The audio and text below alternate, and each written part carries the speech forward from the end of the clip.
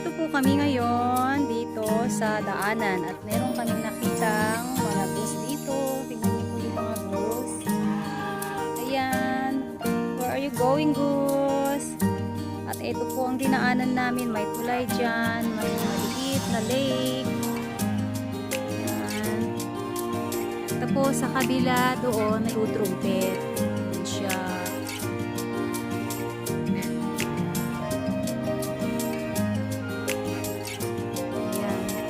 Ng trumpeta niya. Ay, Gus. Buti ito hindi nangangagat. Oh, hindi naghahabol. Eh, bakit kayo lumalayo sa akin? Ha? Natatakot ba kayo? Hali kayo. Sige na nga, maghiwalay na nga tayo. Bye-bye. So guys, narito tayo sa lugar na ito at tayo ay maglalakad-lakad. Nadaanan namin ito ng aking asawa dahil nagda-drive po kami. Ngayon ay Sunday. Nag-ikot-ikot kami dito sa paligid-ligid ng Taiwan at ito ang aming nakita. Dito may tulay nga po dyan. At ayan po, tignan nyo naman po ang kawayan na yan na mapapayat na kawayan. Ayun, tapos doon sa taas niya may mga ibon. Naririnig ko yung mga tunog ng ibon doon sa taas. Mga ano nila, nagapak nila. Ayan, tapos dito may kanal dito sa gilid. At ito ang tulay. Mamaya ako aakyat. Iikutin ko muna kasi paikot ito hanggang doon sa dulo. Pero hindi siya gaanong malaki itong lake na to. So, iikot tayo doon. Titignan natin hanggang doon sa dulo.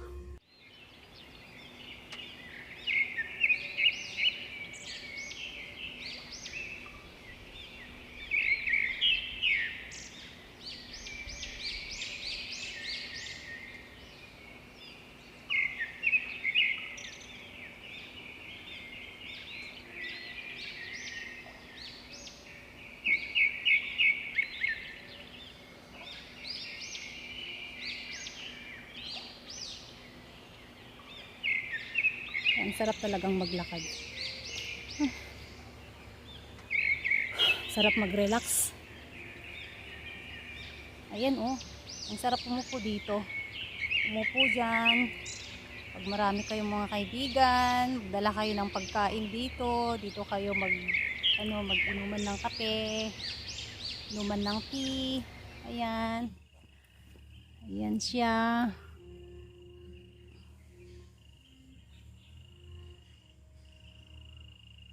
Yan ang paligid, ang ganda. May paro-paro. Paro-parong bukid na lumipad-lipad. Yun na yun. Ayun, may ano pa doon oh, anak ng goose. Goose buster. Doon sa gitna. Ayan. Andun sila oh. Nagkakamot. Nagkakamot sila. May makati sa kanilang parteng katawan. Ayan. So, ituloy lang po natin ang paglalakad. Iniwanan ako ng asawa kung bilis maglakad na andun na siya.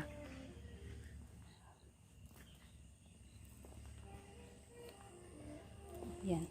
So, lakad pa tayo. Ang sarap talaga ng mapunong lugar. Para kang nasa probinsya. Kaka-relax. Ang sarap lumanghap ng fresh air. Ang sarap ng hangin. Fresh na fresh. May nagra-grass cutter sa banda doon. Naririnig ko.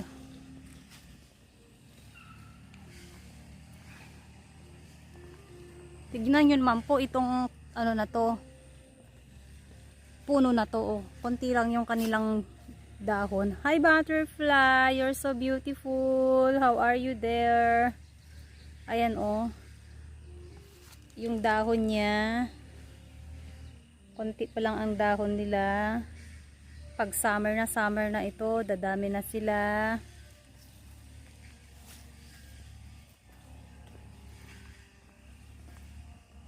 Ayan.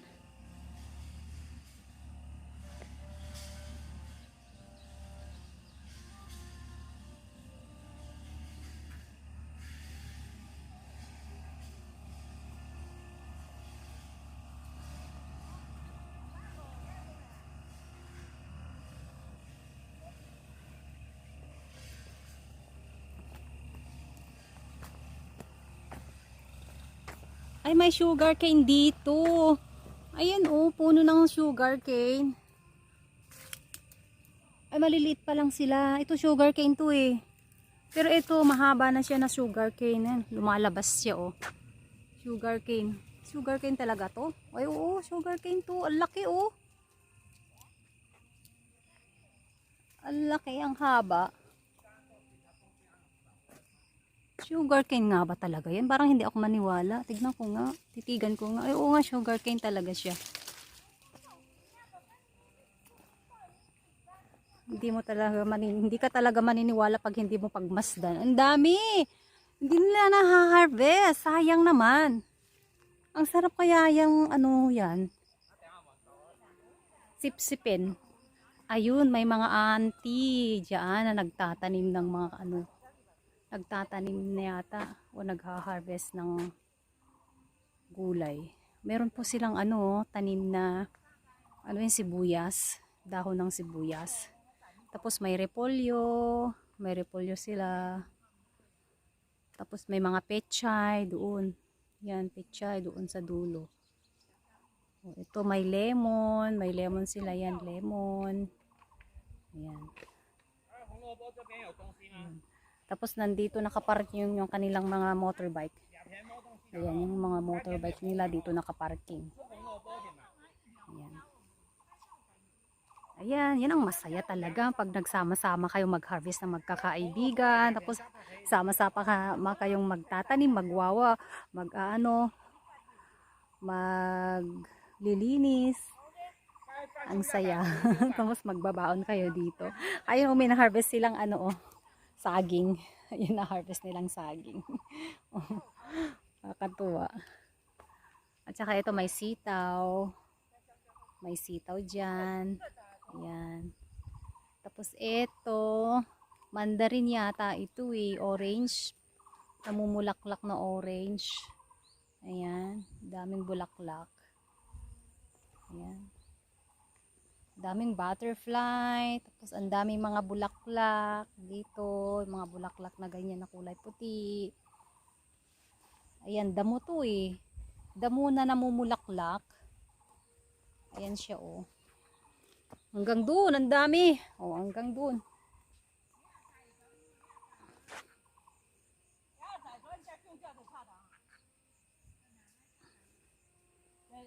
Hanggang doon yung bulaklak.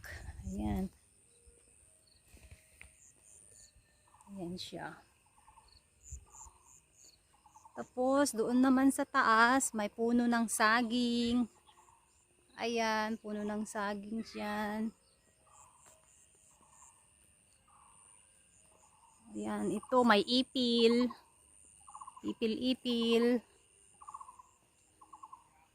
Itong puno na to, walang mga dahon. Maliliit pa lang ang kanyang mga dahon.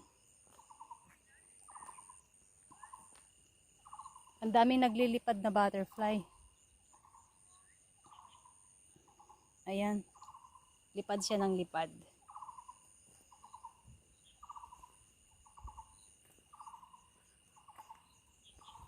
Ayan, maglakad lang po tayo hanggang doon sa dulo.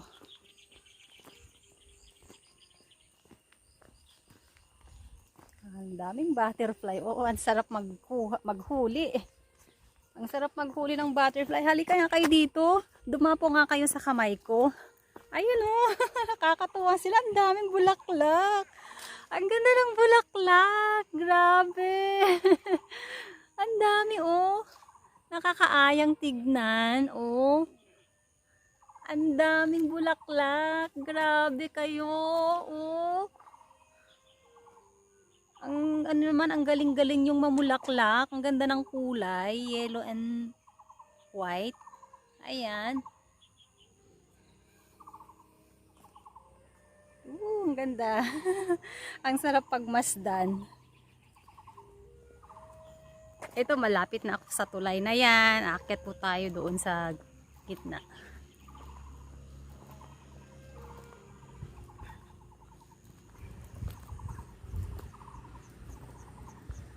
Akyatin natin ang tulay na yan. Ang ganda ng ano, structure ng tulay.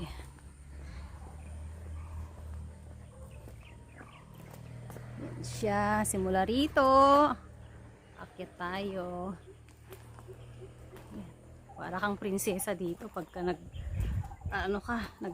umaakyat ka. Ito po ang paligid ng taas ng tulay. Ayan po. Ayan.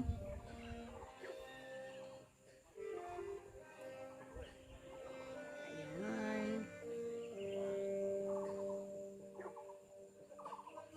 Nakakasilaw.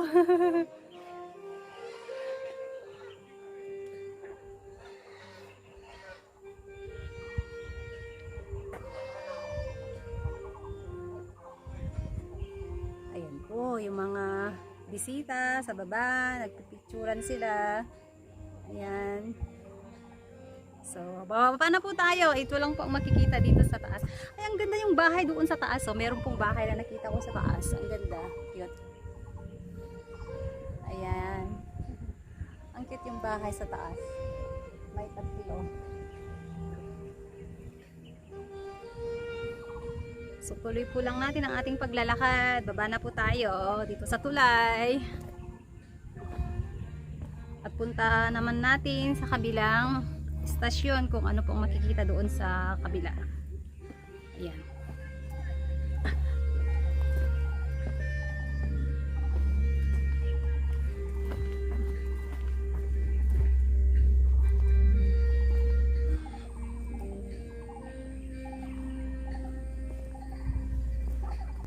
So, dito naman po tayo sa way na ito. Ayan. Yan yung lake. Ay, may motorbike. Ayun, motorbike. Ito may lemon. Ito po siya, may lemon. May bunga. Ang bango. Ang bango ng bulaklak. Pa-dry na siya pero ang bango pa rin. Ang bango pa rin siya. Daming bulaklak. Orange at saka lemon yun na andi dito na tanim.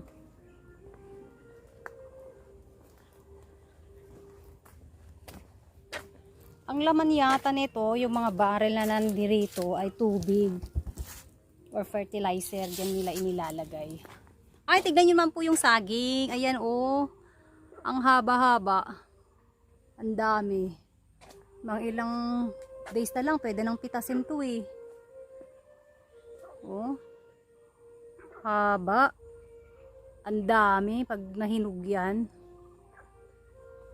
Ayan. Ito may orange dito na hindi nila pinitas. Hinahayaan na lang nila na nag-dry sa puno.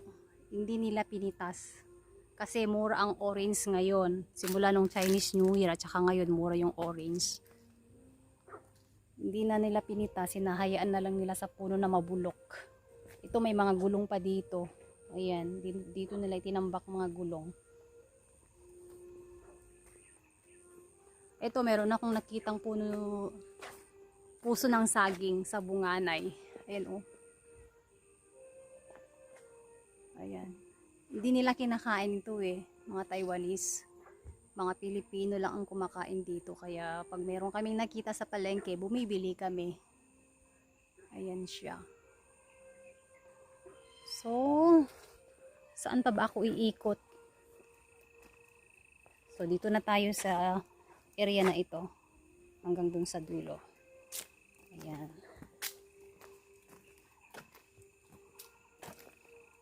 Ang sarap talaga dito maglakad. Kahit ilang ikot ka rito, maglakad-lakad pwede. Makinig ng music. Dito ka magtatambay. Okay na, ayos na ang buhay. Ayos na ang day off.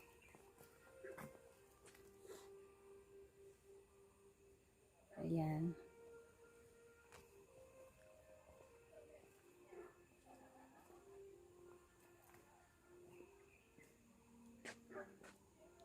Ayan, daming gulong. Bakit kaya nila nilalagyan ng gulong sa gilid ng puno? Sa gilid ng lake? Para siguro hindi gumuho yung hindi siya gumuho yung lupa sa gilid. Parang ganun yata yun. Ayan. Ang paligid. May pathway dito. Sundin lang natin ang pathway na to hanggang dun sa dulo.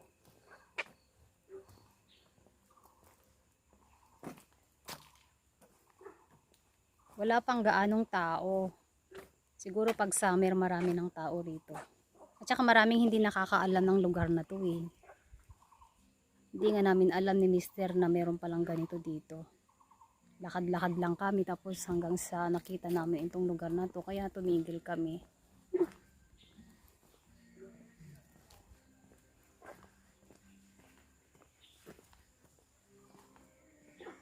Maraming mapapasyalan dito sa Taiwan.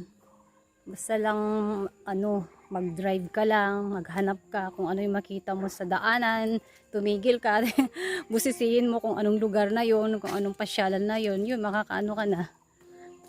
Makakahanap ka ng kaligayahan. Katulad nito, hindi namin talaga alam, nag-drive lang kami. hanggang sa nakita namin ito. Ang ganda. Oh, relaxing talaga. Peace. Peaceful.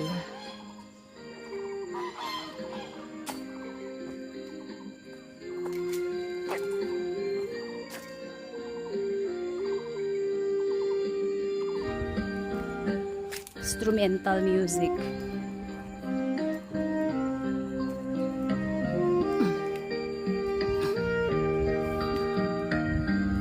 Tignan nyo naman po ang gamit nila. Oh. Ang gamit nilang trumpet.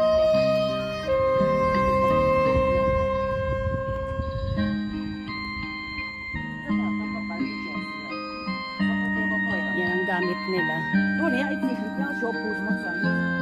Yan ang gamit nila guys. Ayan guys, tignan mo ang laki ang trumpet nila. Nice.